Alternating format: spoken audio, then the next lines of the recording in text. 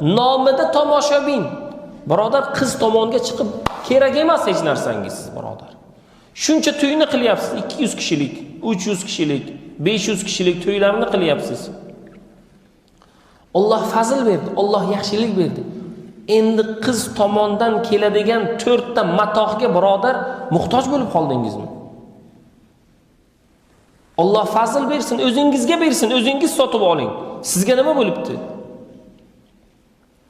Bugungi kundagi har bir narsalar, har bir ishlar Alloh taoloning fazlidan